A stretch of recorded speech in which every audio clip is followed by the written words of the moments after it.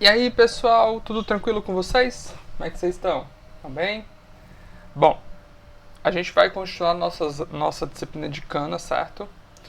E eu aprendi umas coisas novas aqui no OBS, depois eu vou testar mais no hoje.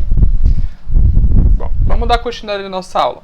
A gente estava vendo, deixa eu ir para o slide. A gente estava aprendendo sobre ordenação, né? E resolvendo problemas a respeito disso. Na verdade, a gente não estava aprendendo sobre ordenação, a gente estava aprendendo sobre construção de algoritmos, né? A gente aprendeu a calcular suas complexidades e provar que eles estão corretos, certo? O que a gente viu? A gente viu o algoritmo de bubble sort, que é o algoritmo de ordenação. A gente calculou a complexidade dele e a sua corretude. Vocês lembram que a complexidade dele é θ de n ao quadrado, né? Depois a gente aprendeu o algoritmo insertion sort. Também calculamos a sua complexidade e a sua corretude, certo? Dá só um segundo para botar isso aqui no lugar certo. Show. Né? Vocês lembram disso? Então, a gente vai continuar hoje falando sobre algoritmo de ordenação. Mas não até o final da aula. Hoje a gente vai aprender algumas coisas muito interessantes. Tá bom? Vamos começar. Suponha que você está lá preso no seu problema de ordenação, certo? Aquele problema que a gente está assim na cabeça a mil, sem saber o que fazer, porque θ de n ao quadrado, apesar de parecer bom, mas, putz, parece que dura bastante, demora bastante quando n é muito grande, né? E teu computador é bom, a gente não tem muito dinheiro, a gente tem um computadorzinho meia boca, né? O meu, por exemplo, já deu pau 2 vezes, eu tô torcendo que ele chegue no final do semestre, porque tá ruim, o negócio tá brabo aqui pra gente, viu? Bom, então você queria achar uma forma, certo, de ordenar o seu algoritmo de uma forma, ou seu vetor de uma forma melhor. Mas aí teu irmãozinho tava enchendo o teu saco, né? Todo mundo tem aquele irmão mais novo, primo mais novo, ou você é o irmão mais novo chato. É uma das três opções. E aí, no caso, eu sou o irmão mais novo chato, tá? E aí, simplesmente você vai, pega o teu vetor, você divide no meio, e você dá a metade para um irmão e a metade para outro irmão e fala, vão, resolvam um negócio. Aí tu continua lá pensando, dá um pedacinho, eles voltam, traz o vetor. Aí, irmãozinho, tá aqui, o vetor tá ordenado. Bom, uma vez que você tá com esse vetor ordenado, o que é que você faz para juntar os dois vetores em um único vetor ordenado? Certo? Vamos ver um exemplo. Você entregou o vetor para os seus irmãozinhos devolveram vetores para você. O primeiro irmãozinho, ele devolveu o vetor. O primeiro irmãozinho devolveu esse vetor aqui e o segundo irmãozinho devolveu esse vetor aqui. Certo? Aí a pergunta é, como é que você vai combinar esses dois vetores nesse vetor que é teu vetor original, que no caso aqui está vazio, certo? De forma ordenada. A gente pode pensar como se fossem duas pilhas de baralho, né? Que estão ordenados. Você olha para as primeiras cartas e fala, quem é a menor? É esse ou é esse? Obviamente é esse de baixo, que é o 1, né? Então você vai e coloca ele na primeira posição do seu vetor e agora o topo da sua pilha move uma casa para a direita. Aí você compara de novo as duas pilhas, ó. É esse ou é esse? Ah, obviamente é o de baixo. Retira a carta, coloca no teu vetor original e sobra esses dois. Bom, agora quem é o menor? É esse que está na pilha ou é esse que está na pilha? É o de cima que está na pilha 1. Então você retira o vetor que está na pilha 1, coloca o elemento que está na pilha 1, coloca no seu vetor original e agora você tem de novo o mesmo problema. Quem é o menor? É esse ou esse? De novo, é esse daqui. Você retira esse elemento do topo da sua pilha 2, coloca no seu vetor, e agora a pilha 2 acabou. Então agora o restante do algoritmo é só mover o restante da pilha superior para a pilha inferior. Então você conseguiu, usando os dois vetores ordenados que os seus irmãozinhos ordenaram, você montou um único vetor ordenado. Bacana? Bom, vamos ver como seria então esse algoritmo escrito. Ah, eu ainda não resolvi o problema dos algoritmos aqui incrementarem, tá? Então eles vão continuar incrementando por mais um tempinho, tá? Bom, então o algoritmo ele é bem simples, certo? Então o algoritmo é bem simples, na verdade. Então ele recebe um vetor, certo, de n posições, mas a gente não vai trabalhar nela toda. Vocês vão ver que a gente já está fazendo ele de forma, bom, que seja legal pra gente. Então, outra coisa importante, existem várias formas de implementar esse algoritmo de combinar. Esse aqui eu botei porque eu acho um pouquinho mais didática. Então a gente vai receber um vetor de tamanho n, só que a gente não vai trabalhar com todas as posições desse vetor. A gente vai trabalhar só com um trecho dele.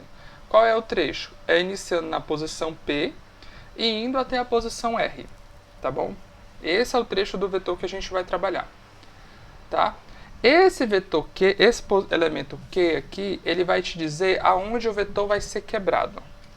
Professor, a gente não vai sempre quebrar no meio para dar para um irmão e depois para dar para o outro irmão? Não sei.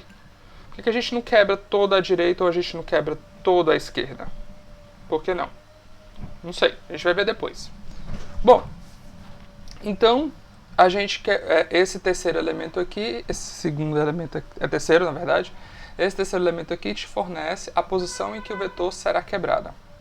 Tá? Então, como é que funciona o algoritmo? A gente vai criar um vetor auxiliar, certo? Esse cara aqui é o cara auxiliar. Repara que ele tem exatamente o tamanho desse trecho do vetor, V, certo? E a gente vai começar. Vamos inicializar isso aqui, faz aquela função daquela bolinha no slide anterior. A bolinha vai ficar em cima da posição P, que é a primeira posição do vetor, certo? Em relação à primeira pilha. E a J vai ficar na posição Q mais U, que é a posição onde começa a segunda pilha. Tá? Eu estou supondo, de novo, no que elas estão ordenadas. Tá? O algoritmo combinar, certo? A gente assume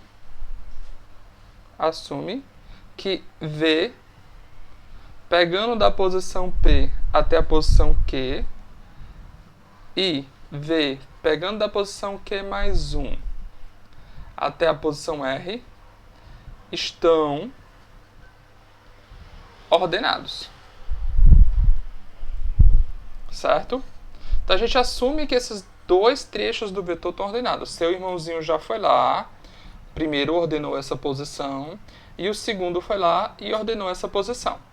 Então a gente vai fazer o quê? A gente vai fazer exatamente isso. Para cada posição do teu vetor original, que no caso agora é desse vetor auxiliar, eu vou colocar lá o menor elemento que está no topo da nossa pilha, dessa pilha ou dessa pilha, que seja o menor possível. Essa variável t aqui é só para não ficar repetindo a troca sempre. Ele vai ser igual a 1 se o menor elemento estiver na pilha J, e ele vai ser 0 se o menor elemento estiver na pilha I, na pilha 1, certo? Foi pilha J, perdão. Ele vai ser 1 se o menor elemento estiver na pilha 2 e 0 se o menor elemento estiver na pilha 1. Onde esse aqui é a pilha 1, certo? E essa aqui é a pilha 2. Tá bom? Então, o que ele faz? Ele verifica, essa primeira verificação aqui, é para verificar se a primeira pilha ainda tem algum elemento. Se ela não tiver nenhum elemento, que é o que ele está fazendo, eu já falo que o menor elemento está na pilha 2. Bom, caso ele tenha algum elemento, a gente entra nesse laço. Essa condição aqui, ele verifica se a segunda pilha está vazia. Bom, se a primeira pilha não está vazia e a segunda pilha está vazia, então o menor elemento está na primeira pilha. Caso contrário, as duas pilhas não estão vazias. Então aí eu faço a verificação básica. Onde está o menor elemento? Se o VI for menor do que o VJ, então está na primeira pilha. Caso contrário, está na segunda pilha. Daí eu faço a troca dos elementos. No final, eu tenho que copiar todo o vetor W para o vetor P até R, certo? Para esse trecho do vetor. Porque o vetor W agora é o que contém, certo, os elementos dessas duas pilhas ordenadas. Não é mais o vetor V. E eu quero que o vetor combinar combine no vetor V, certo? A gente até coloca aqui, retorna VP. Eu estou botando retorna, mas a função não retorna nada, ela apenas combina as duas posições ordenadas.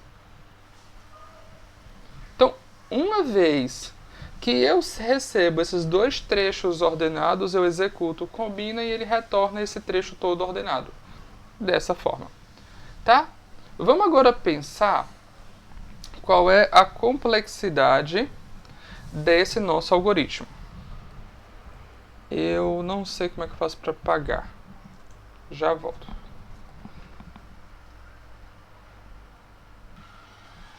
Bom, aparentemente não tem uma forma fácil e direta de apagar. E eu quero aproveitar esse slide. Então eu vou fazer aqui só deletar tudo que a gente fez até agora. Isso daqui, que foi o que eu falei, mas é só vocês voltarem o vídeo alguns segundos que vocês podem ver tudo novamente, tá bom? Então, vamos lá. Qual é a complexidade desse nosso algoritmo? Essa primeira função criar, certo? A gente pode pensar que ela vai fazer o quê? Ela vai simplesmente alocar espaço no vetor. Eu não tenho obrigação de inicializar esse vetor como nulo ou qualquer coisa, porque ele vai ser inicializado no decorrer desse laço daqui.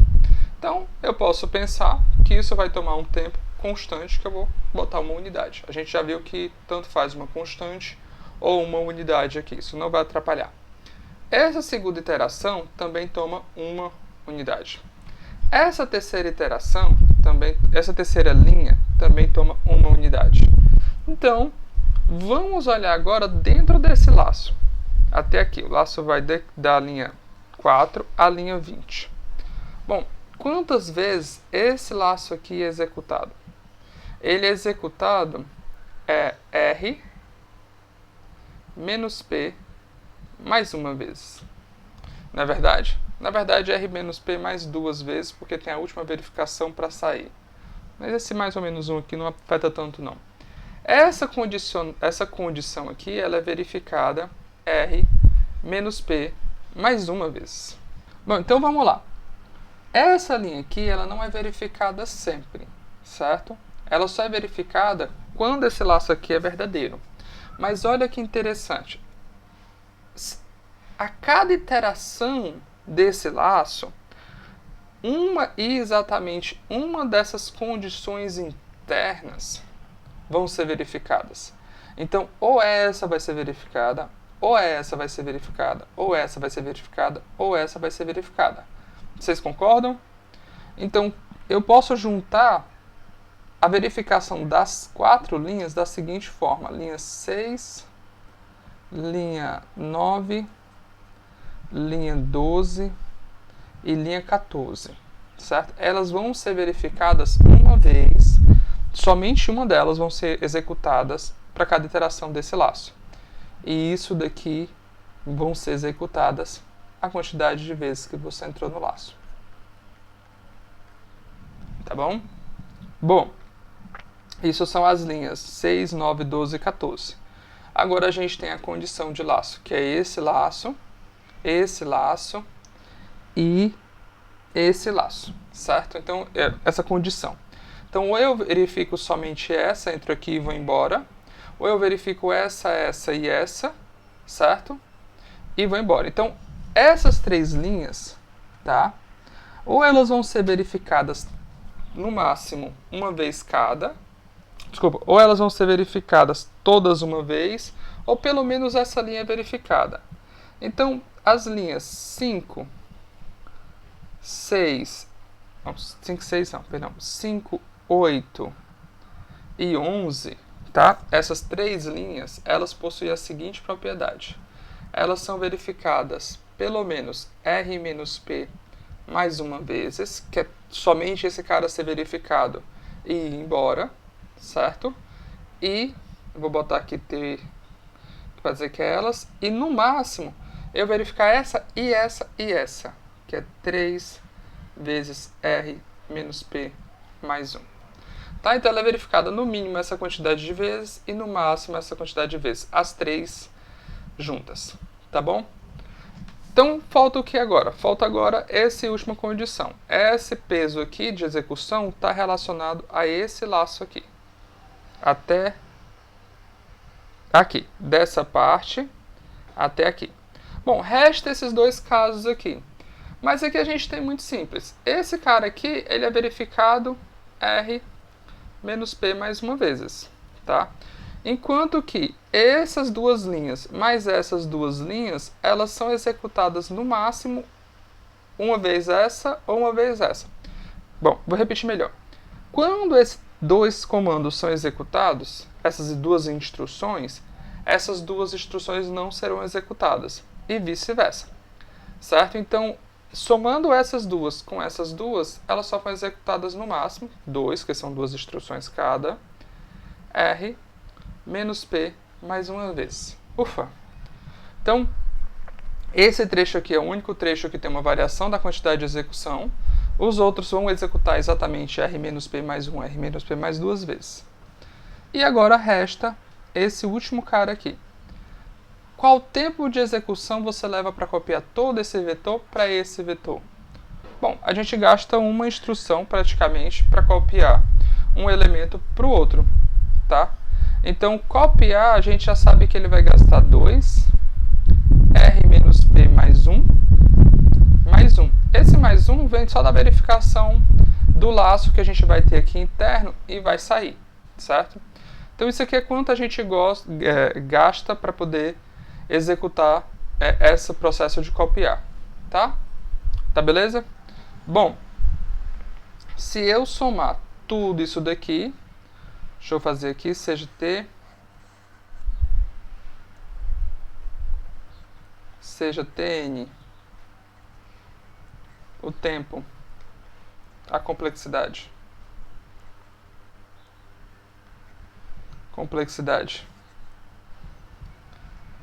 do combinar. Então, certo? A complexidade do combinar.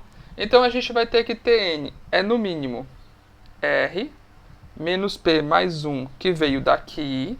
Então, é 1, 2, 3, 4, 5. 5 com 2 é 7. 7 com 2, 8. Certo? Então, isso aqui é 8 vezes R menos P mais 1. Mais, sobrou uma, duas aqui que eu não contei, e mais 4 unidades. Isso aqui é o tempo de execução. O tempo de execução ou complexidade, eu fico invertendo, mas é porque na prática significa a mesma coisa, tá? O tempo de execução, a complexidade do nosso algoritmo, e no máximo, esse caso aqui, que é somar duas unidades aqui. Então, 10, R menos P mais 1, mais 4. Beleza? Acompanharam bonitinho? Todo mundo entendeu? Então, olha só.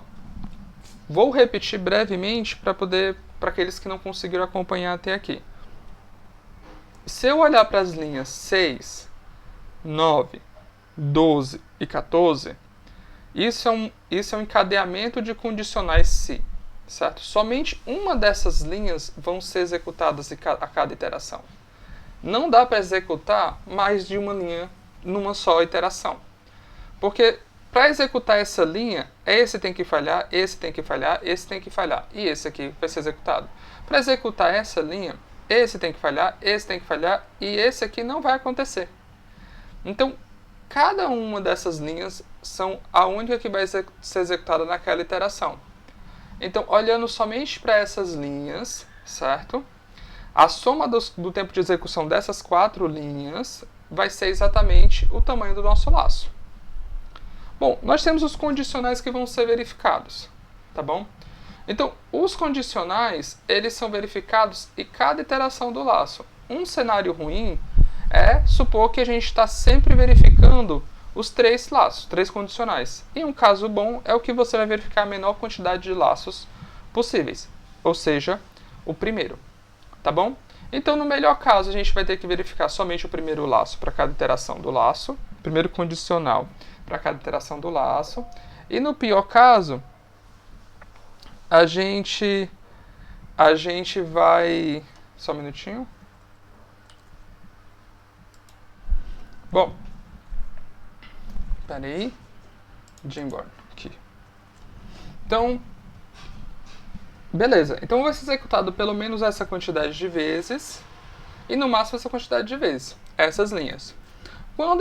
Essas iterações, quando a gente for para o próximo, certo? A gente tem 2 laços. A mesmo tipo de análise que fizemos aqui funciona aqui. Só que nós temos esse laço que ele vai ser verificado R menos P mais uma vezes, esse condicional. E a gente tem esses dois conjuntos de duas iterações aqui, que eles vão ser executados uma vez cada, ou vai ser executado esse conjunto de iterações, ou será executado esse conjunto de iterações a cada iteração do nosso laço principal. O que força a gente a executar no máximo 2 vezes R, no máximo não, exatamente 2R menos P mais uma vez esse laço. Bom, resta esse copiar. Esse copiar é uma função bem simples. É um laço com uma instrução, não é verdade?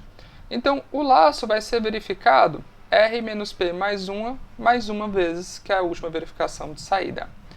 Bom, e a instrução vai ser executada R menos P mais uma vez. Então, isso daqui é a complexidade desse copiar. Tá bom?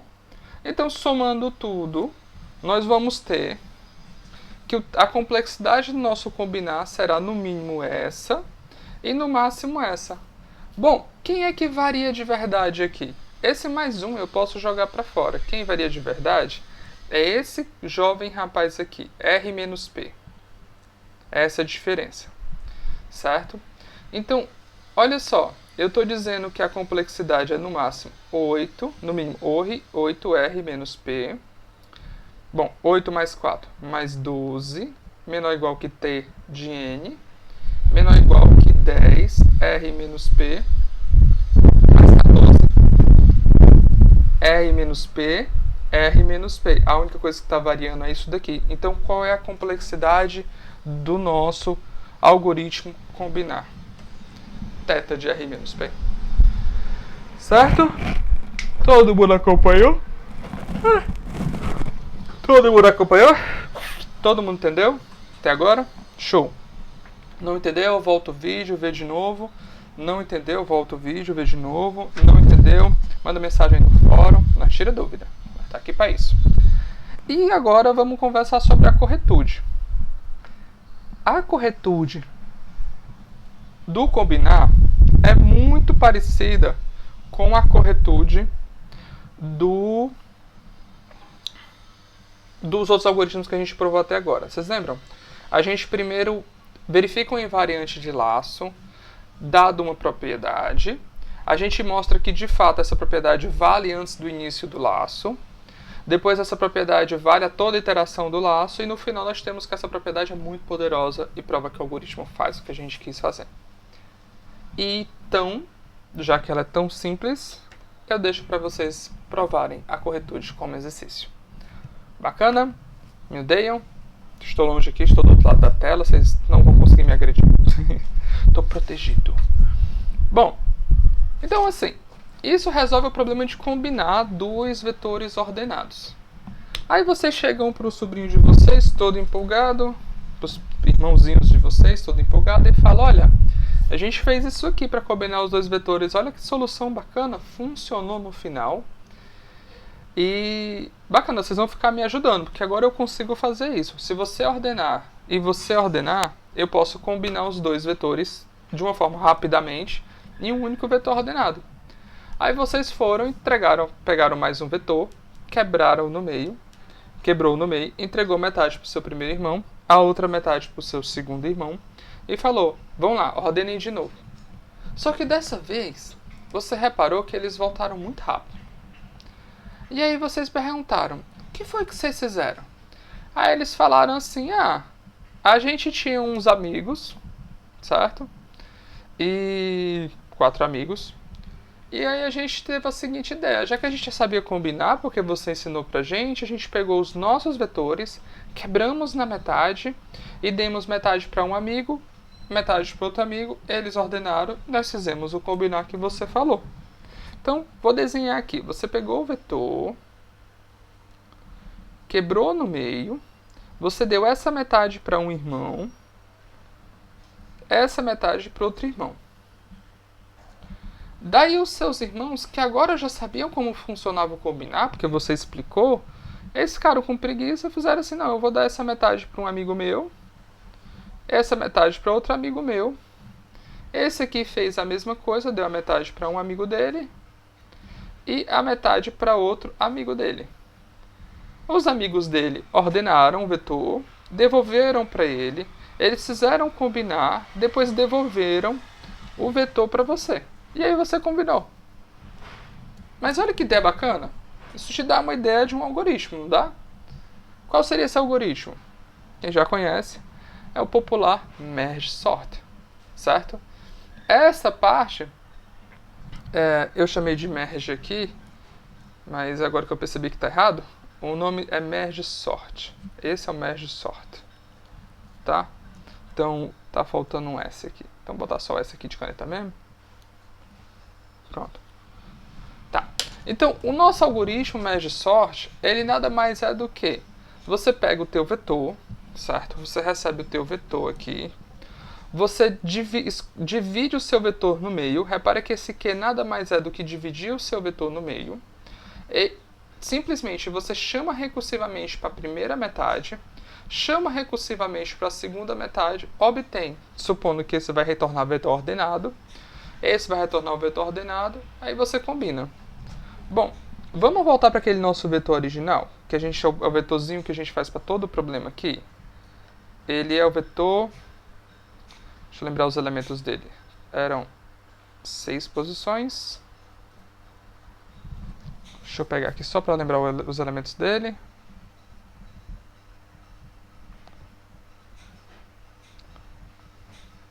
Bom, não lembro os elementos dele, então vou botar com a cara aqui qualquer. 2, 3, 7, 4, 2. Pronto, esses são teus elementos. Então a primeira coisa que tu vai fazer é pega... Vamos pro Jamboard, que eu acho que o Jamboard fica melhor. Então, no Jamboard, a gente vai ter o quê? Vamos pegar o nosso vetor. O nosso vetor é simplesmente...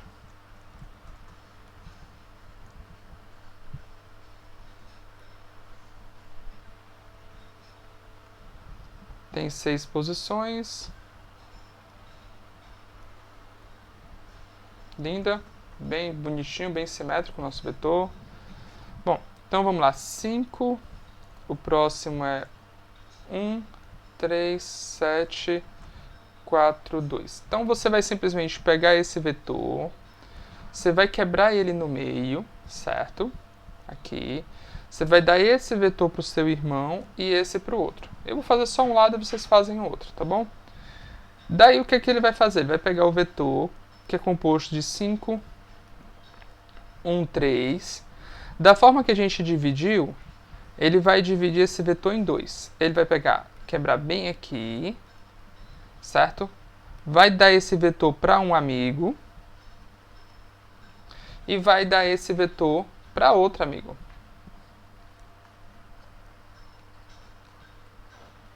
Certo?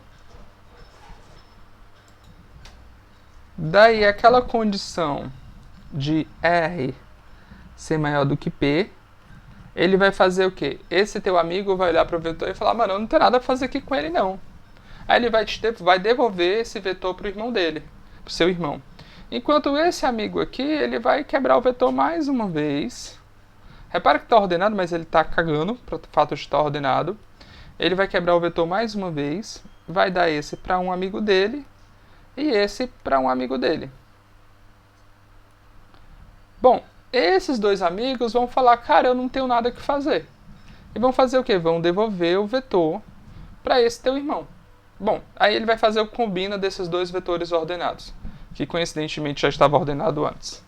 Agora, o teu irmão vai receber esse vetor ordenado e esse vetor ordenado. O que, que ele vai fazer? Ele vai realizar o combina desses dois vetores ordenados. Então ele vai obter aqui o vetor 1, 3, 5, depois que ele fizer o combina. Esse teu irmão aqui vai refazer a mesma coisa e vai ficar com o vetor 2, 4, 7. Daí você vai receber agora esses dois vetores e realizar o processo de combinar os dois vetores, que foi o que a gente fez. Tá bom? Difícil. A execução do Merge Sort é bem simples, tá bom? É bacana.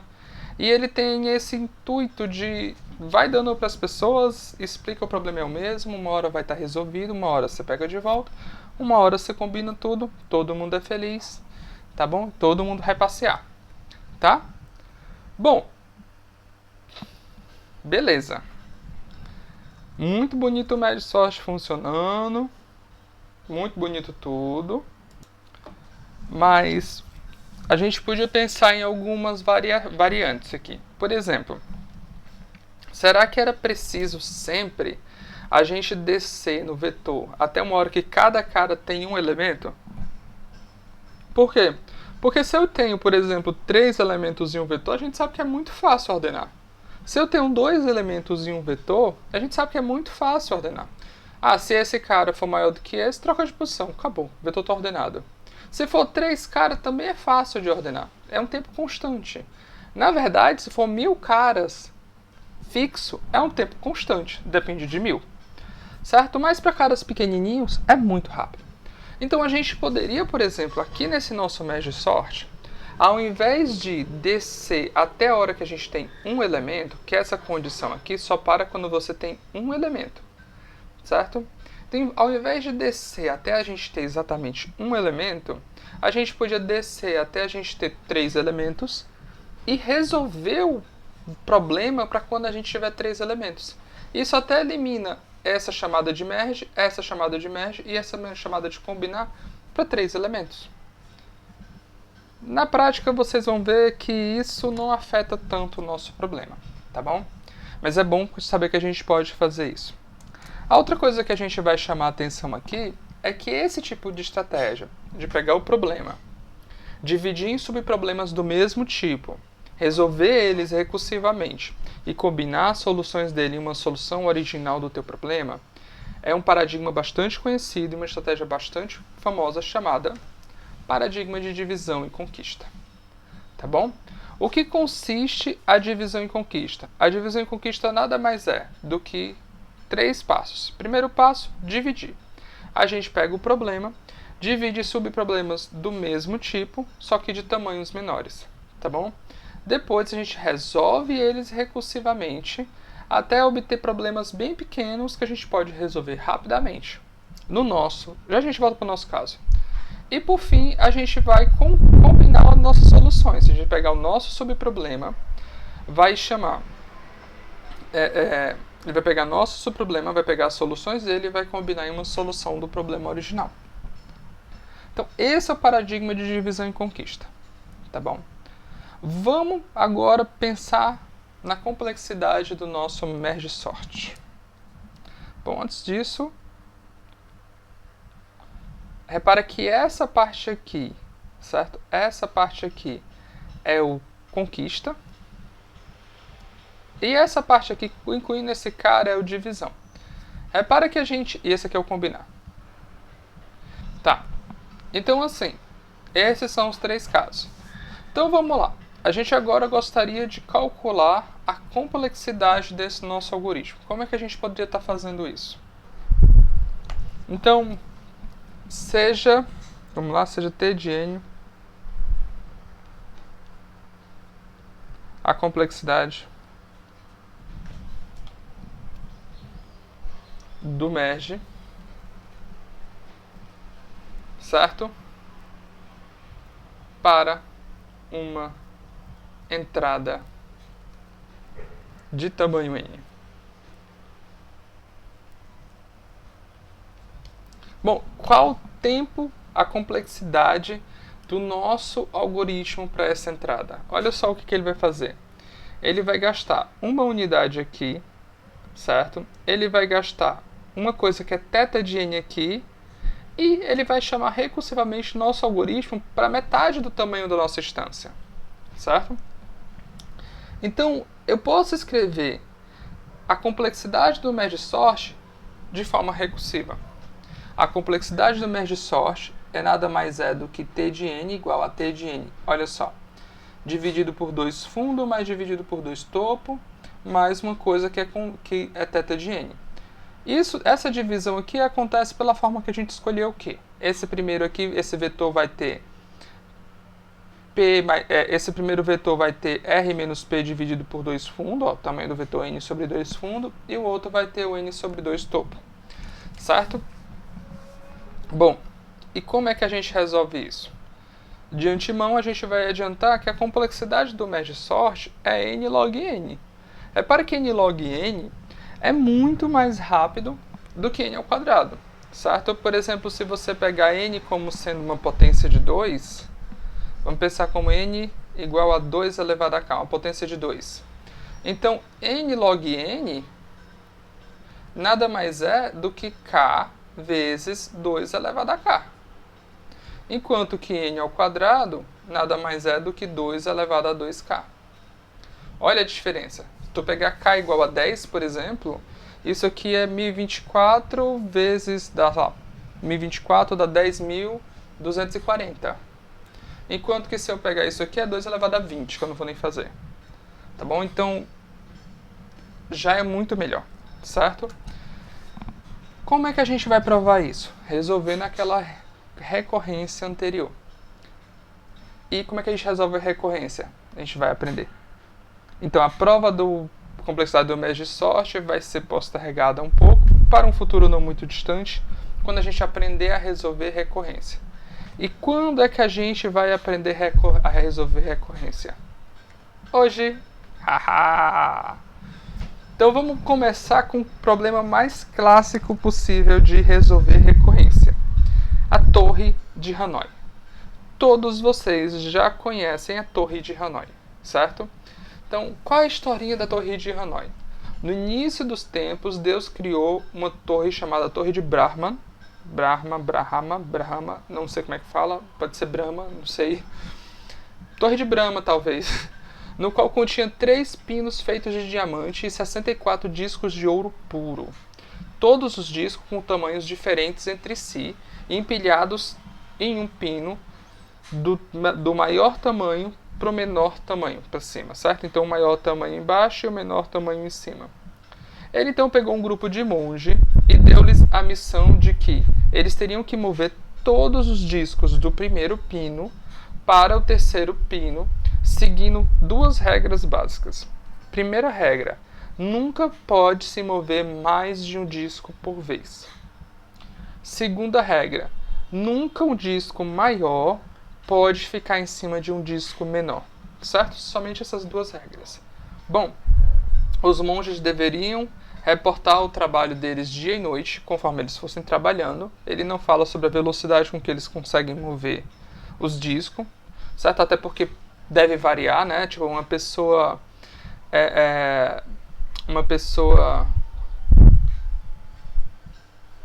um disco pode ser menor muito mais pesado do que o outro, por ser de ouro puro.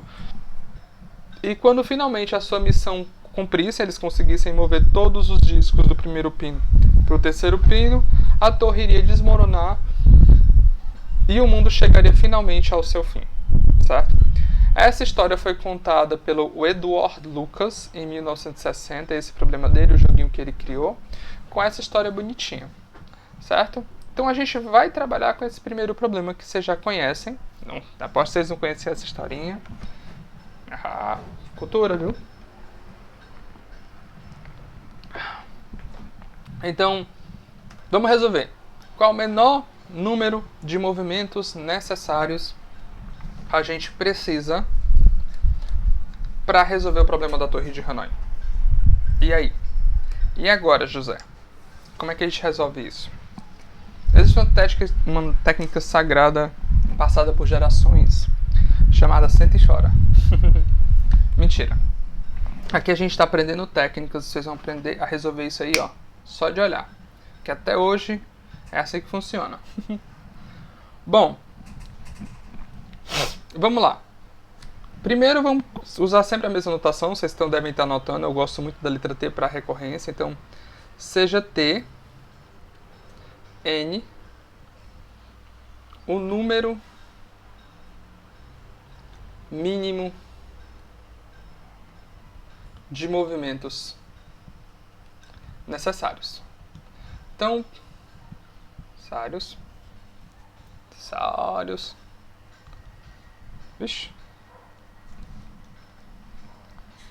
para mover N pinos. Então, como é que a gente resolve essa recorrência? Essa equação. Como é que a gente descobre a cara desse cara primeiro? Primeiro vamos identificar que de fato é uma recorrência, tá? Eu ultrapassei. Então você tem aqui o primeiro pino, você tem aqui o segundo pino, você tem aqui o terceiro pino. Imagina que são pinos, tá? Então você tem aqui o disco, deixa eu até mudar a cor para não ficar os discos com a mesma cor. Azul. Não, esse ano é muito feio. Azul. Então você tem aqui o primeiro disco, o segundo disco e o disquinho menor, certo? O que é que você tem que fazer? Você tem que mover esses 3 discos para esse caso, a gente está pensando em 3 casos, para esse terceiro pino. Então o que é que você faz?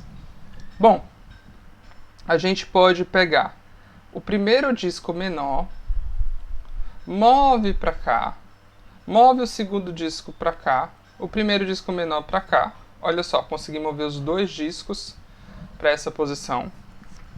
Ficou ruim a interação agora com vocês, porque eu não consigo apagar as coisas aqui.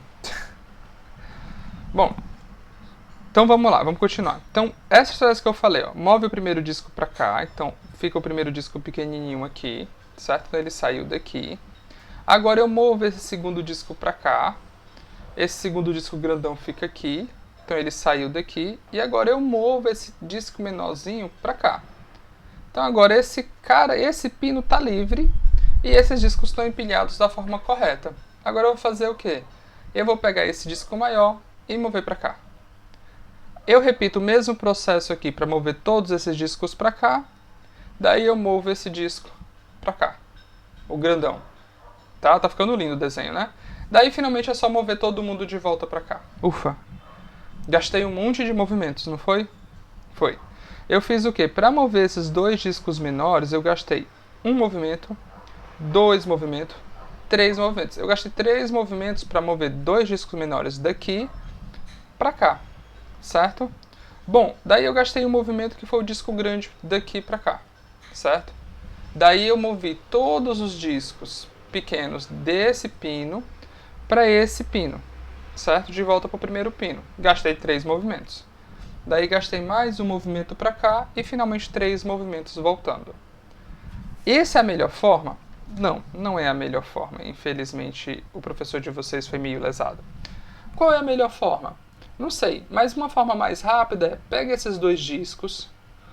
Vou até desenhar aqui para não ficar confundindo. Tá, uma forma ainda melhor seria o quê? Pega esses 2 discos que estão aqui em cima. Move esses 2 discos para esse segundo disco, não para para esse segundo pino, não para o terceiro. Move então o disco maior para o terceiro pino, certo? Daí você move de novo os 2 discos que estão nesse segundo pino agora, que eles vão estar aqui, para o pino, certo? Então olha só, se eu tivesse 4 discos, eu moveria os 3 discos para o segundo pino, depois o 4º disco para cá, depois os 3 discos para cá. Então isso nos fornece que a nossa estratégia para resolver esse problema para N discos nada mais é do que move N-1 discos do primeiro para o segundo pino, move o disco maior do primeiro pino para o terceiro pino, depois repete o processo de mover os N-1 discos do segundo pino para o terceiro. Tá? Por que eu coloquei menor ou igual? Porque isso daqui, esse Tn, é o número mínimo de movimentos. Eu só dei uma estratégia para vocês de como resolver. A gente tem que conseguir argumentar que de fato, certo? Que de fato eu posso mover, tá? Todos os movimentos do disco em... Desculpa, eu tenho que provar agora para vocês argumentar que de fato eu não consigo resolver esse problema com menos movimentos, tá bom? Então vamos tentar argumentar isso agora para vocês que de fato isso se satisfaz na igualdade. Então assim, para argumentar que a gente precisa de fato de pelo menos essa quantidade, a gente tem que pensar em função do pino maior, do disco maior, tá? O que acontece com o disco maior? Em um dado momento da nossa iteração, certo? Em um dado momento da nossa iteração, a gente vai ter todos os discos, certo? Eu vou ter que mover, o disco maior, que é esse cara aqui, para o último pino, em algum momento, certo? O que vai acontecer? Para resolver o problema, isso vai ter que acontecer, vocês concordam? Uma hora, o último disco vai ter que ser movido para o último pino. Então a gente vai ter duas situações. Ou o disco vai vir para chegar aqui, ou ele vai vir do segundo pino, ou ele vai vir do primeiro pino. Ora, mas para ele vir do segundo pino, tá? Para ele vir do segundo pino, isso implica que todos os outros discos vão ter que estar no primeiro pino. Tá? Então, se o disco maior, uma hora ele vai ter que ir para o terceiro pino. Tá? Bom, ele vai para o terceiro pino, ou ele vem do primeiro pino, ou ele vem do segundo pino. Se ele estivesse no segundo pino, todos os outros discos teriam que estar no primeiro pino, certo? O que implicaria o quê? Que eu teria que mover, certo? Todos os discos desse primeiro pino, todos os discos menores desse primeiro pino para o terceiro pino, para algum lugar, porque eu teria que deixar esse segundo pino desocupado. Então eu moveria o disco para o segundo pino, daí eu teria que mover todos os discos para o primeiro pino de volta, daí eu movimentaria para o segundo pino. Não existe uma outra solução. Tentei se convencer. Ora, então eu vou estar tendo que mover essa pilha de discos menores quantas vezes? 1, 2, 3. Desculpa, que é pro terceiro pino? 1, 2, 3 vezes, certo? E a gente não quer isso. A segunda estratégia é a estratégia que a gente fez agora. Eu movimento os discos menores para o segundo pino, para deixar então o terceiro pino livre, porque agora o disco maior ele vai estar vindo do primeiro pino, o que implica que todos os discos menores vão ter que estar no segundo pino. Então a gente gasta o tempo de mover n-1 discos para o segundo pino, eu movimento o disco maior, então movimento os n-1 discos do segundo pino para o terceiro pino. Entenderam? Bom, uma forma de vocês entenderem isso melhor é se vocês escreverem as relações de recorrência que a gente está fazendo. Escrevam quantos movimentos eu estaria fazendo se eu tivesse que mover, certo? O disco maior do segundo pino para o terceiro pino, tá? E quantas relações como seria a relação de recorrência se eu estivesse movendo o primeiro disco para o terceiro pino, tá? Vocês vão se convencer que, de fato, a relação de você mover o disco grande exatamente uma vez é a melhor cenário possível. Então, isso mostra que, de fato, T de N é igual a 2T de N menos 1 mais 1, certo? Então, a gente sabe que a quantidade mínima de movimentos, de fato, pode ser escrita dessa forma. Bom, e agora? Como é que a gente resolve essa recorrência? Vamos dar uma ida lá no Jamboard, para a gente dar uma olhada lá como é que a gente pode tentar resolver essa recorrência. Transição. Ok, estamos no Jamboard agora. Bom, então a nossa recorrência é T de N igual a 2T de N menos 1 mais 1. Bom, existem várias formas de resolver essa recorrência. Vamos primeiro tentar adivinhar quem é esse valor. Bom, mover um disco gasta quanto? Quantos movimentos? Um movimento. Mover dois discos, como é que é mover dois discos? Mover dois discos eu vou mover um disco para o meio, certo?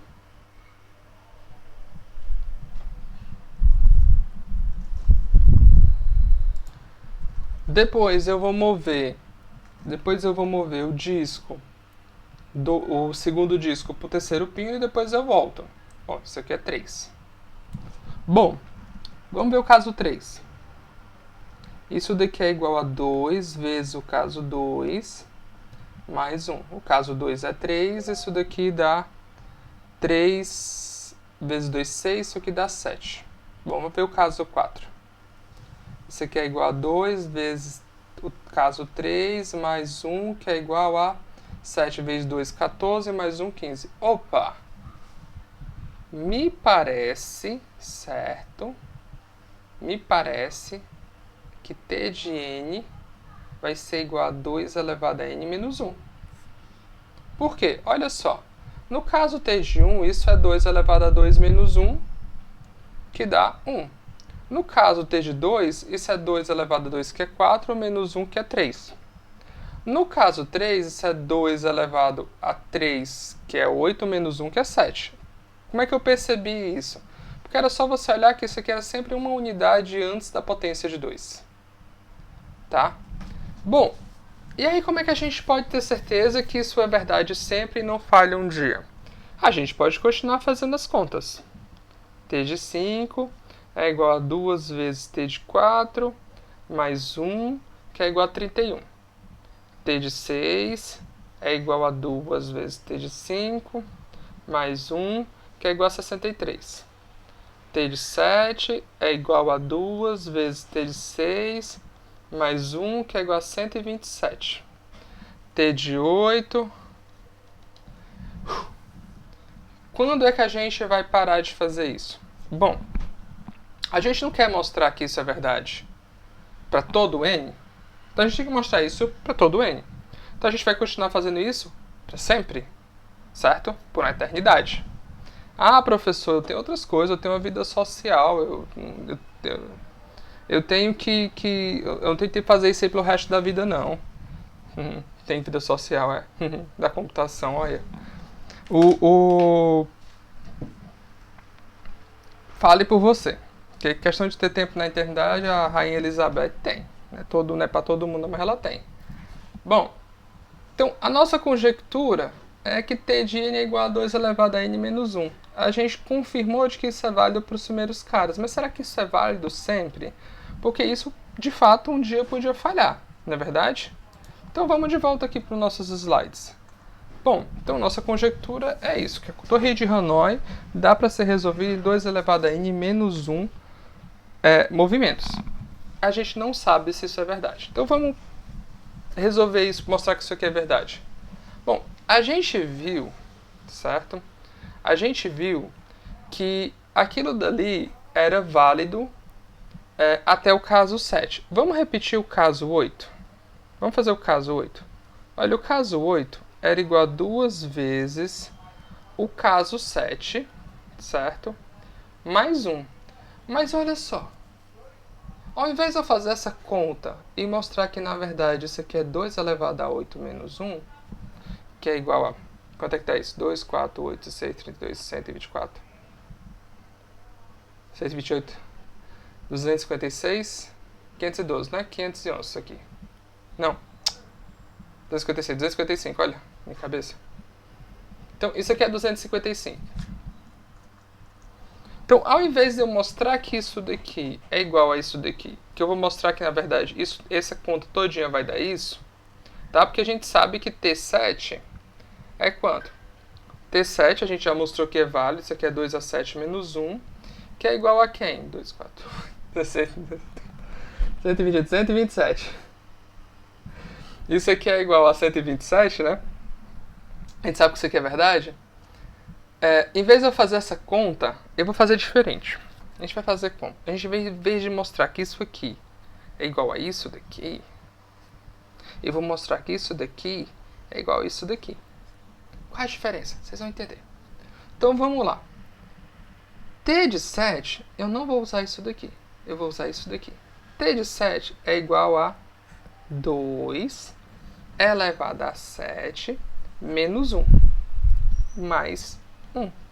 Isso daqui dá igual a 2 elevado a 8, né? Porque 2 vezes 2 elevado a 7 é 2 elevado a 8, menos 2 mais 1.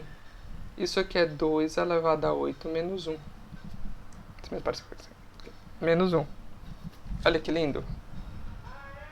Repara, por que isso aqui é lindo? Eu vou explicar por quê. Repara que se eu tiver t de 9, certo? Se eu fosse pegar t de 9, eu poderia repetir exatamente essa mesma linha, ó. Só que aonde era 7, eu boto 8. Ó. Repara. Nem tô verificando, tô só copiando, viu? Ó.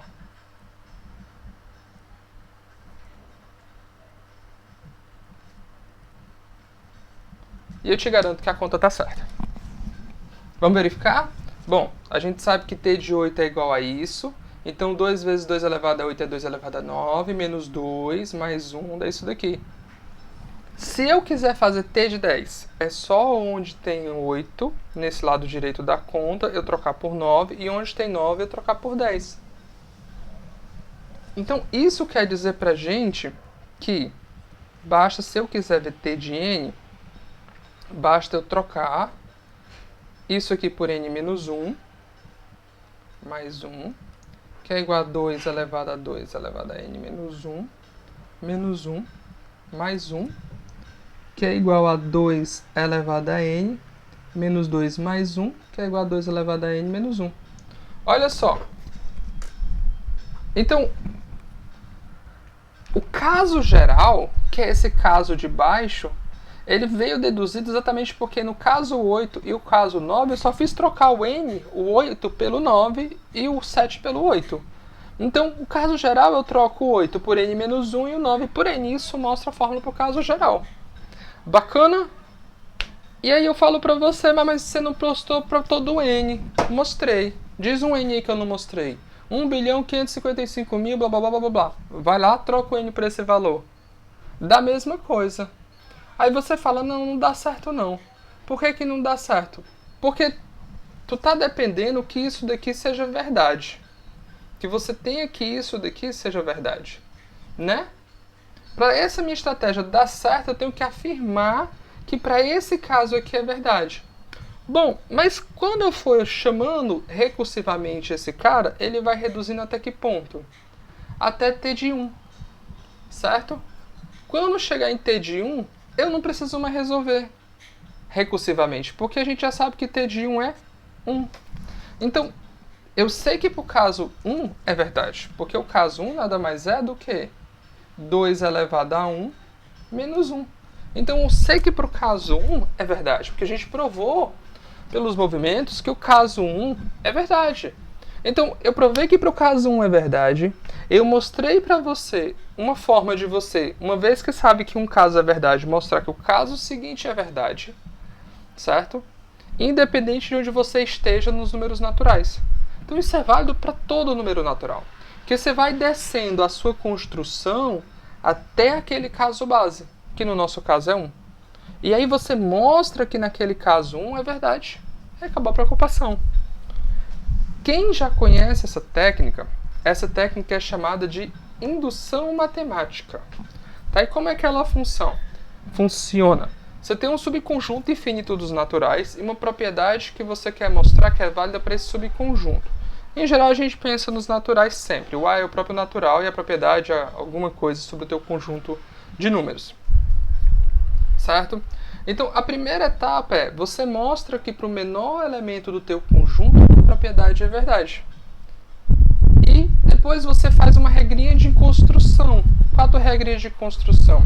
Eu sei que se para esse passo é verdade, eu mostro que para o elemento seguinte do nosso conjunto é verdade. Tá bom? É essa a regrinha de construção que vocês têm que ter na cabeça de vocês, que é o passo indutivo. Você assume que esse passo é verdade e você mostra que o seguinte é verdade. Por quê? Porque isso mostra que é válido para todo o conjunto. Muito simples. Você pega um passo arbitrário, tá? Pela regra de construção, você consegue mostrar que ele é verdade se o passo anterior é verdade. Mas aí, pela regra de construção, você consegue mostrar que esse passo aqui é verdade se o passo anterior dele é verdade. Daí você segue até uma hora que você vai chegar para o passo que você tem certeza que é verdade, que é o menor passo possível. Tá bom? Uma coisa interessante sobre indução é porque a ideia que vocês têm que ter na cabeça de vocês. Porque, na verdade, eu não preciso que eu tenha uma sequência de números aqui. Eles poderiam ser uma sequência de objetos que são ordenadas seguindo alguma coisa. Então, você mostrar aqui para o primeiro, uma sequência infinita preferencialmente, tá? Se você mostrar aqui para o primeiro objeto, deixa eu olhar aqui a câmera que eu acho que eu estou fazendo a ordem de forma errada. O primeiro objeto, segundo. Tá certo. Então, se você mostrar que o primeiro objeto da tua ordenação vale e mostrar que uma vez que você sabe que o objeto anterior da tua ordenação é verdade, você consegue construir a próxima ordenação, o próximo objeto, acabou. Então eu poderia trocar isso daqui se eu quisesse, em vez de ser um conjunto dos números naturais, eu poderia conjunto ordenado de objetos. Conjunto infinito ordenado de objetos. Então, eu poderia trocar a nossa regra indutiva por isso, e aí eu uso simplesmente o passo indutivo. O passo indutivo é sempre quando você assume que o passo anterior é verdade, e você mostra que o passo seguinte vai se tornar verdade, porque o passo anterior é verdade. Tá bom? Vamos ver um exemplo, alguns exemplos de indução para o restante da nossa aula, tá bom? O primeiro exemplo que a gente vai ver é um exemplo bem elegante, que é: suponha que você tem um grid. Um grid é uma grade, para quem não manja de inglês, de tamanho 2n por 2n, certo? Então, tu vai ter um grid aqui, que é um negócio, sei lá, assim. Esse aqui é o grid 2 por 2, tá? E eu quero que você, apenas usando peças desse naipe aqui, ó. Pode não parecer, mas esses quadrados têm o mesmo tamanho.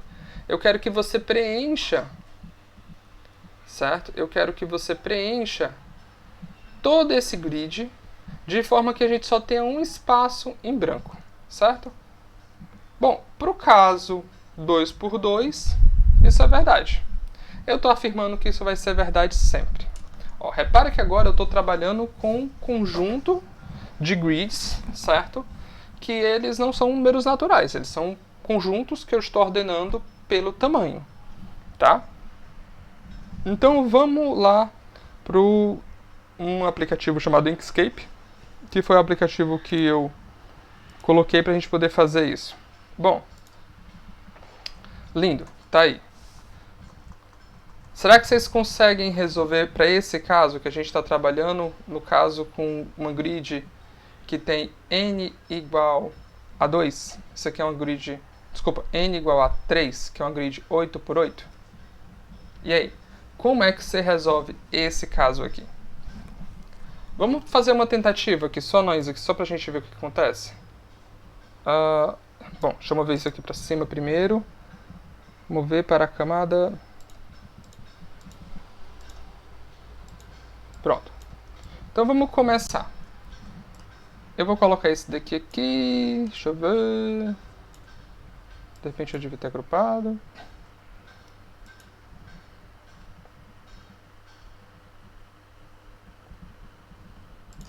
Saiu que escrever, eu tô aprendendo também, tá, gente? Tudo aqui é uma lição. Então vamos tentar aqui mover esse cara pra cá. Vamos tentar mover, sei lá, esse cara pra... Bom, eu não posso fechar aquilo, então vou rotacionar esse cara. Então vou colocar esse cara pra cá. Vou colocar esse cara pra cá. Deixa eu ver. Bom, talvez aqui. Talvez aqui. Vou usar a mesma estratégia que eu usei antes. Funcionou, então parece ser boa. Então, esse cara aqui eu vou botar aqui. Esse cara aqui eu vou botar aqui. Ó, aparentemente tô indo bem, viu? Tô indo bem. Sou bichão. Ó, tá pensando o quê? Que é muito... Não, o cara se garante, ó. E aí, caguei. Então, não dá pra... Bom, dá pra colocar aqui. Será que eu consigo deixar esse buraco livre aqui só? Porque aí eu resolvi o problema, não tem problema. Eu só quero deixar um espaço livre, certo? Então vamos lá. Fé aqui no professor. O professor aqui não faz outra coisa na verdade sempre brincar com esses joguinhos. Ah, deu certo, rapaz, ó. Gente, deu não. Ah, deu certo, sim. Ó, me garanto, rapaz. E aí, será que a gente consegue fazer isso sempre arbitrariamente? Mas, ó, me garanti, eu tô orgulhoso aqui de mim mesmo. Nem sabia que ia conseguir fazer ao vivo. Pensando o que, rapaz? Bom, e aí? Como é que vocês fariam? Vocês conseguiriam fazer? Outra, será que isso é verdade, independente do tamanho da grid? Será que a gente conseguia sempre fazer esse preenchimento? E aí, o que vocês acham? Bom, vamos mostrar que isso dá pra fazer. Vamos pensar um caso menor. Vai lá.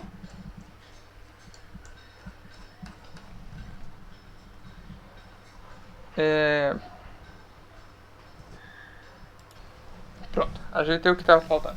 Então, vamos tentar resolver isso. Vamos pensar num caso mais básico. Já que a gente não está conseguindo, vamos pensar numa estratégia para o caso geral. Porque olha só, o jeito que eu fiz foi um chute. E quem me conhece sabe que eu sou um professor extremamente azarado. Então, professor, o senhor não é azarado, deu certo de primeira então. O azar é porque era para ter dado errado. Entendeu? Não era para ter dado certo. Como eu queria errar, aí o negócio vai dar certo no primeiro chute. Mas vocês podem tentar aí, vocês vão ver que não é tão mole, viu? Não. Funcionou, não sei porquê. Bom, vamos pensar no caso menor. Será que esse caso aqui fica mais fácil pra gente pensar de uma forma? Não sei. Vamos pensar no caso menor. Ah, esse caso aqui é sussa. Por quê? Porque a gente pode simplesmente pensar no seguinte, ó.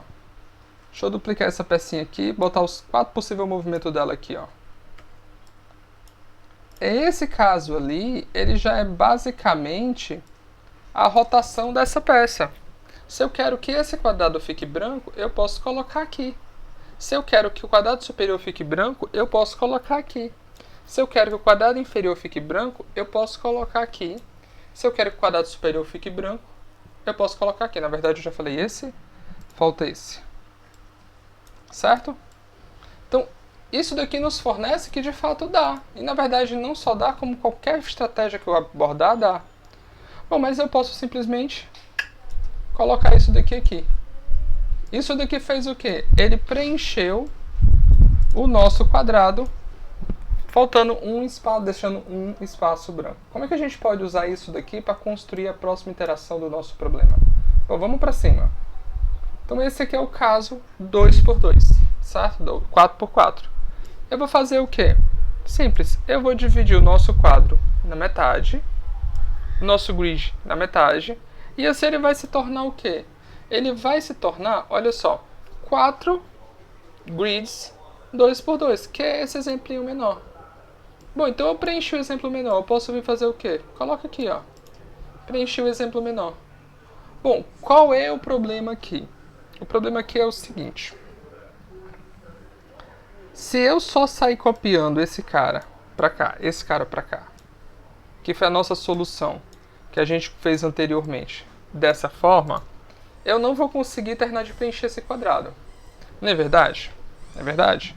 Mas eu posso fazer o quê? A gente viu no passo anterior que eu conseguiria deixar qualquer um dos quadrados do 2x2 em branco, certo? Então eu vou fazer o quê?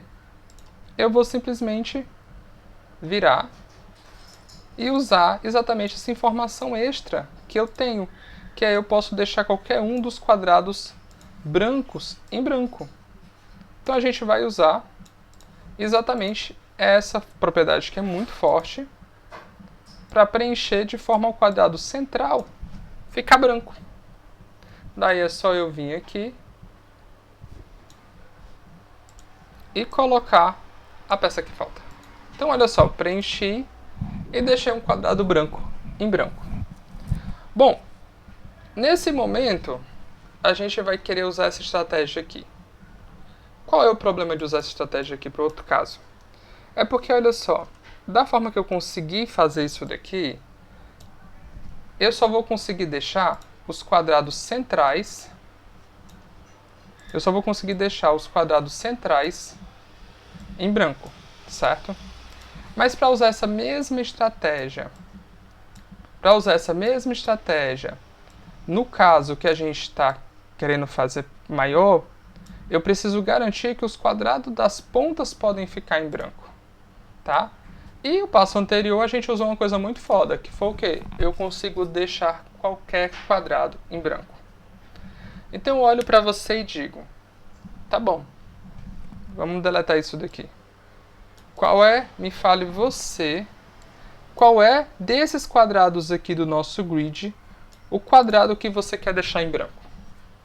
Pensem um pouco como você resolveria esse. Bom, vou dizer claramente aqui, eu quero deixar esse quadrado do canto esquerdo superior em branco. Como é que eu faço? Eu vou olhar para a solução do nosso grid aqui, desse 2×2, tal que esse quadrado fique em branco. Que era qual? Esse daqui. Da agora, eu vou resolver da mesma estratégia que eu fiz anteriormente. Sempre deixando o quadrado do canto em branco. Bom, como eu estou num problema que é 2 dimensões, vou lá. Daí eu só pego a pecinha, né? E preencho esse quadrado que está faltando. E vou lá. Eu resolvi o 4×4 deixando o quadrado do canto esquerdo superior em branco. Vocês podem usar essa mesma estratégia para mostrar esse quadrado, qualquer quadrado desse cara em branco.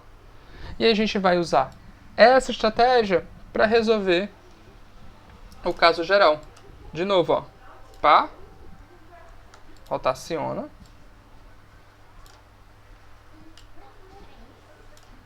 Por alguma razão ele não quer rotacionar. Rotacionar. Tá deixando que é pro chão. Ó. Volta aqui. Rotaciona.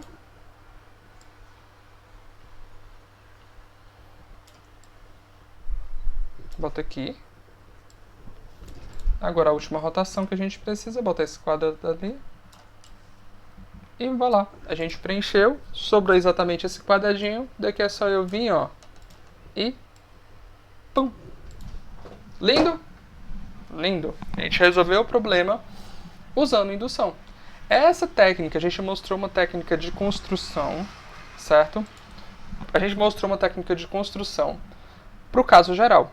Então a gente fez as 3 etapas do processo de indução. A gente mostrou que o 2×2 funciona. E usando a estratégia do 2×2, a gente mostrou que o 2×2 funciona, e a gente mostrou uma estratégia que é, uma vez que você sabe que dá para fazer para o caso n-1, 2 elevado a n-1, dá para mostrar para o caso 2 elevado a n, só usando essa simples estratégia. E a estratégia descrita, ela deixa você mostrar que não só você consegue deixar um quadro branco, como você pode escolher aonde esse quadrado branco vai ficar. Tá? Pro caso lá que a gente tinha mostrado uma 8×8, tenta brincar um pouquinho, ver o que é que acontece, mostrar os outros cantos. É basicamente a mesma estratégia. Então, isso é indução, certo? Não é sempre só você pegar as fórmulas matemáticas, é uma regra de construção geral que a gente vai mostrar. Vamos pensar em um outro problema geométrico. Bom, esse problema é um problemazinho um pouquinho mais chatinho de fazer animado, mas a gente vai tentar fazer animado. Aquela animação no nível que vocês viram. É o quê? Você tem um círculo, certo? Você tem um círculo. Cadê círculo? Tá aqui círculo. Você tem aqui um círculo. Tá? Aí você vai fazer o quê? Você vai passar uma reta dentro dele. Então você passa uma corda. Pronto. Daí agora você quer pintar esse círculo da seguinte forma. Cada área que divide uma fronteira dessa tem que ter cores diferentes. Então eu vou pintar esse lado aqui de vermelho e esse lado aqui de azul. Então satisfaz a regra. Eles têm fronteiras, certo? Essa zona do círculo tem fronteira e tem cores diferentes, tá? Ah, faltou uma coisa importante aqui do problema. Eu não quero usar muitas cores. É possível colorir com 2 cores. Tá? Então, bom, para uma reta funcionou. Vamos pensar para 2 retas. O que acontece se eu penso em 2 retas? Vamos lá para o Inkscape novamente.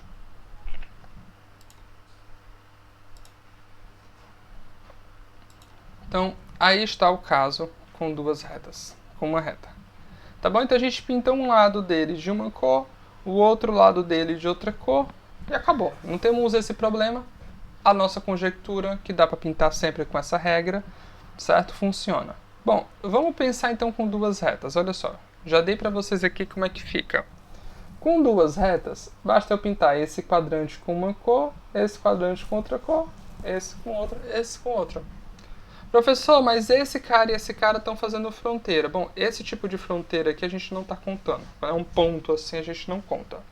Fronteira é quando tem pelo menos um pedacinho de reta, mesmo que seja bem pequena, certo? Contínua, tá bom? Bom, e se eu passar uma terceira reta? Será que a gente consegue pensar uma estratégia? Bom, vamos passar uma terceira reta. Até aqui é a terceira reta. Como é que eu faço para pintar, então, todo o círculo em função disso?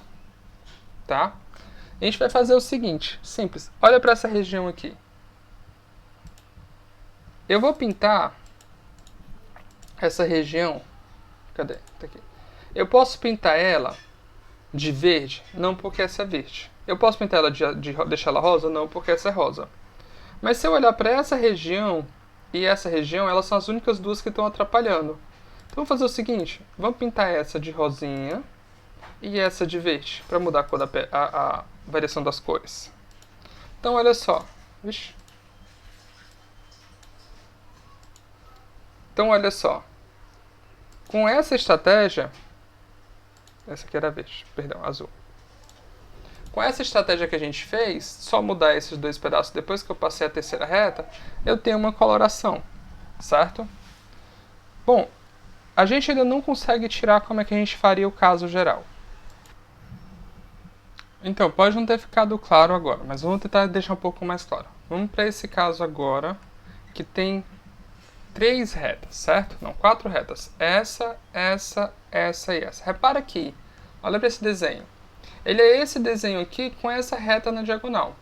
Então, certo? A gente vai tentar colorir esse cara tal que duas regiões com fronteira tenham cores diferentes usando apenas duas cores. O que eu vou fazer?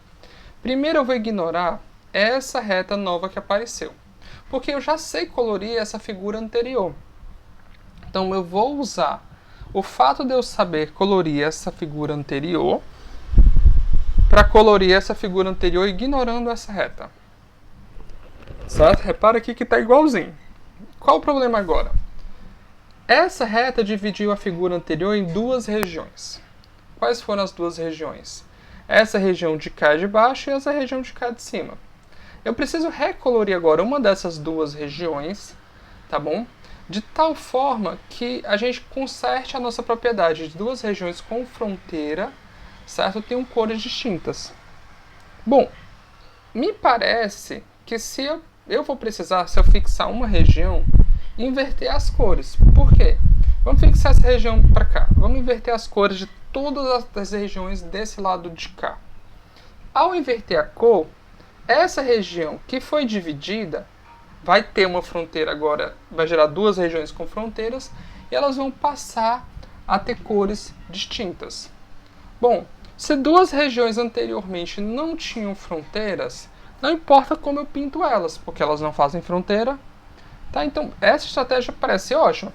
Dividiu, pinta, ignora uma reta, pinta como você consegue pintar anteriormente, tá bom? Agora olha para aquela reta, escolhe uma região e inverte as cores. Vamos inverter as cores daqui do de cima. Esse cara vai ficar rosinha. Esse cara aqui vai virar esse verdinho.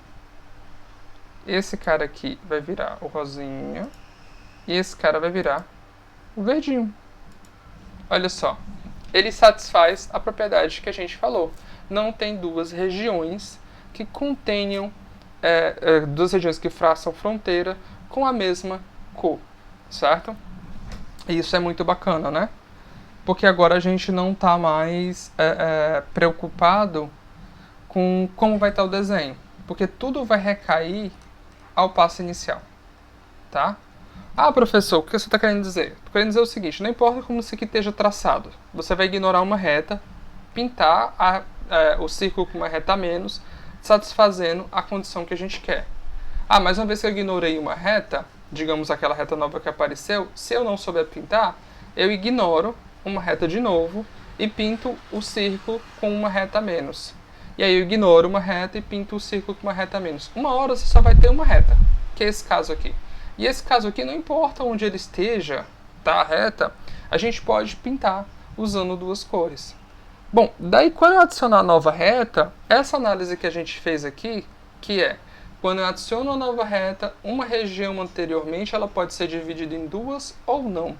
Se ela for dividida em duas, o fato de eu inverter as cores de uma região, de um lado da região da nova reta, vai resolver o problema de terem duas regiões com a mesma cor.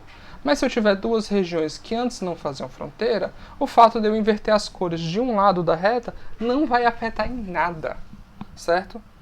E outra, como anteriormente já estava tudo pintado de forma que duas regiões com fronteira não tinham a mesma cor, o fato de eu inverter as cores vai continuar satisfazendo essa propriedade. Bacana?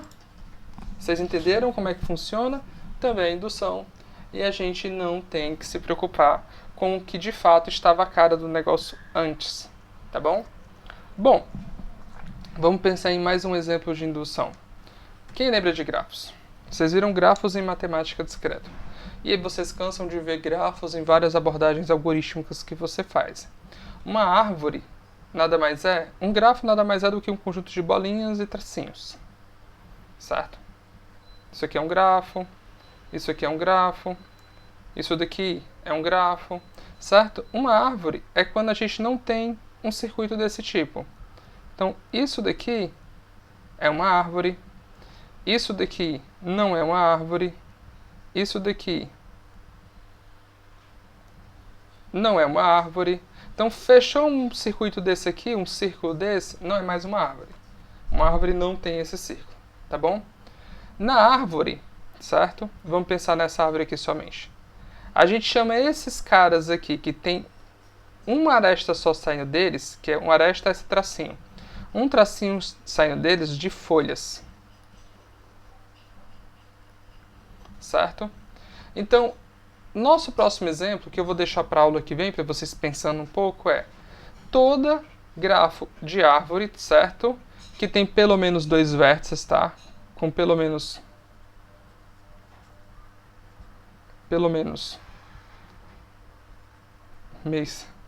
menos duas bolinhas, certo? Com pelo menos duas bolinhas, ou dois vértices, como é chamado.